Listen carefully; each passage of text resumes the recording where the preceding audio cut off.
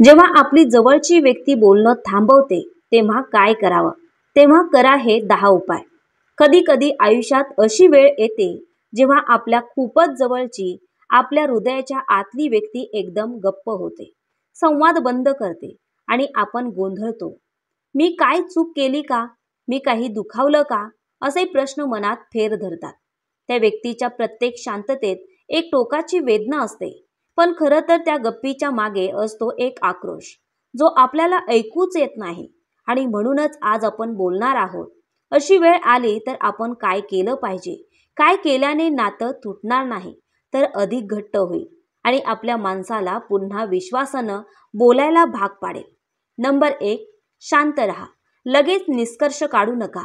जेव्हा ती व्यक्ती गप्प होते तेव्हा लगेच ती मला टाळते, तिचं प्रेम संपलंय असं विचारायचं नाही. कधी कधी माणूस आतून तुटलेला असतो, बोलणं त्याला जमत नाही. त्याच्या मनात चाललेलं काहीतरी समजून घ्या. शांत राहा, त्याच्यावर विश्वास ठेवा, त्याला थोडा वेळ द्या. कदाचित तो स्वतःशी झुंजतोय. आपण गोंधळून बोलायला लागलो तर तो अजून दूर जाईल. म्हणून प्रथम पाऊल असावं संयमाचं. मी तुझ्यासोबत आहे हे शब्दांनी नाही, पण आपल्या शांततेने दाखवा. कधी कधी न बोलणं ही मोठं बोलणं असतं. नंबर 2, त्याचा दृष्टिकोन समजून घ्या. कधी कधी ती व्यक्ती दुखावलेली असते पण सांगू शकत नाही. ती बोलत नाही. याचा अर्थ असा नाही की ती तुमच्यावर रागावलेली आहे. कदाचित तुमच्या एखाद्या शब्दाने तिला वेदना दिली असेल. एकदा शांतपणे विचार करा, शेवटचं बोलणं कसं झालं होतं? तिच्या जागी स्वतःला ठेवा. तिच्या भावनांचा विचार करा. जेव्हा तुम्ही समजून घेता तेव्हा माणूस आपोआप मोकळा होतो. कधी संवाद ऐकणं हे संवाद करणं असतं. मनाचा दरवाजा बंद झाला असेल तर समजून घेणं हीच किल्ली असते. नंबर 3, त्याला किंवा तिला स्पेस द्या. कधी माणसाला थोडंसं एकटं राहणंही आवश्यक असतं. आतलं गोंधळ शांत करण्यासाठी वेळ लागतो. तुम्ही सतत बोलायला लागलात, समजावू लागलात तर ती व्यक्ती अजून गोंधळते. थोडं अंतर ठेवा, पण प्रेमाने.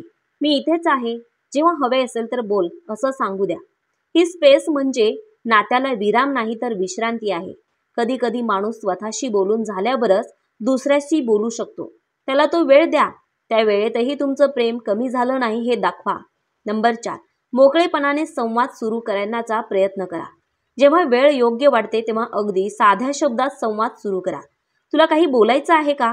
तू ठीक आहेस का? एवढं विचारणं पुरेसं असतं. हळूहळू विश्वास तयार होतो. खरं तर त्या व्यक्तीला वाट बघावी लागते की कोणी विचारेल. एकदा का तुमच्याकडून मोकळेपणाचा हात पुढे गेला तर अनेक वेळा शांत असलेली व्यक्ती ओसांडून बोलू लागते. माणसाला वाटतं कोणीतरी आहे ज्याला माझी काळजी आहे हे जाणवू देणं हीच खरं प्रेम असतं. नंबर 5, दोष देणं थांबवा. तू असं का वागलास? तुझी चूक आहे असं म्हणणं टाळा. माणूस आधीच दुखावलेला असतो. त्याला दोष देणं म्हणजे मिठावर मीठ चोळणं. नातं जपायचं असेल तर समजून घ्या, समजावू नका. कदाचित मी चुकलो असेन हे मान्य करणं नात्याला बळ देतं. इगो बाजूला ठेवा आणि माणूस समोर ठेवा. प्रेमामध्ये जिंकणं म्हणजे समोरच्याचं मन जिंकणं असतं. त्या व्यक्तीचा आवाज गेला असला तरी तिच्या भावना आजही जिवंत असतात. त्या भावना दुखावल्या जाऊ नयेत म्हणून दोषारोप थांबवा. नंबर 6, आठवणी जाग्या करा.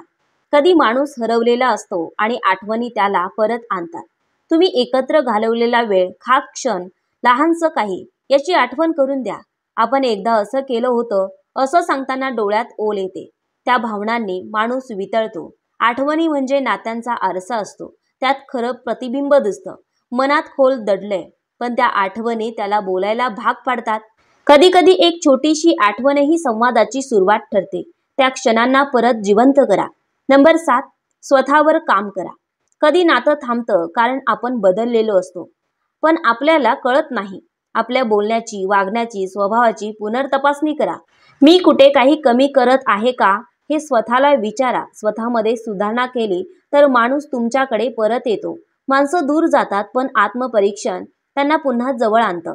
स्वतःमध्ये सकारात्मक बदल करून दाखवा की मी नातं जपायला तयार आहे. मौनाला शब्दांनी नाही तर कृतींची गरज असते. नंबर 8, वेळ देण्याची आणि एकत्र काही करण्याची तयारी ठेवा. कधी बोलणं थांबलेलं असतं पण एकत्र एखादी कृती केल्यावर मन मोकळं होतं. सोपं काही, एखादा सैर सपाट्याचा प्लॅन, एकत्र जेवण, एखादं जुनं गाणं, एकत्र असणं ही बोलण्यापेक्षा मोठी गोष्ट असते. एकत्र वेळ घालवणं म्हणजे मी आजही तुझ्यासोबत आहे हे सांगणं. त्या वेळेत शब्द नसले तरी भावना असतात. एकमेकांच्या सोबतीने मौनही बोलकं होतं. नंबर 9, प्रेम दाखवा पण जबरदस्ती करू नका. कधी आपण फार प्रयत्न करतो आणि माणूस अधिकच दूर जातो. म्हणून प्रेम दाखवा पण मोकळं ठेवा.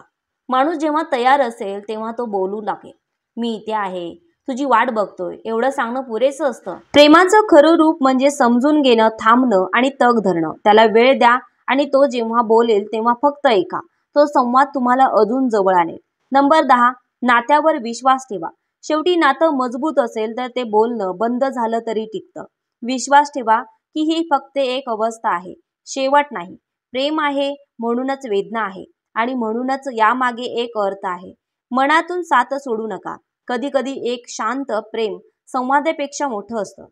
तो गप्प आहे पण मला अजूनही हवे आहे हे ठामपणे ठेवा.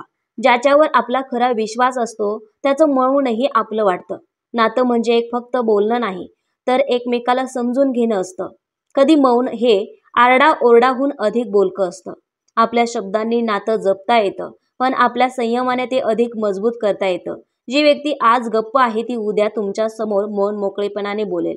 जर तुम्ही तिचं मौन समजून घेतलं तर. म्हणून नातं तुटतं तेव्हा नाही जेव्हा संवाद थांबतो, तर जेव्हा आपलं मन समजून घेण्याचं थांबतं. हे मनात ठेवा आणि प्रेमाने, संयमाने, विश्वासानं ती व्यक्ती परत आणा. कारण खरं नातं असतंच ते कधीही न सोडणारं.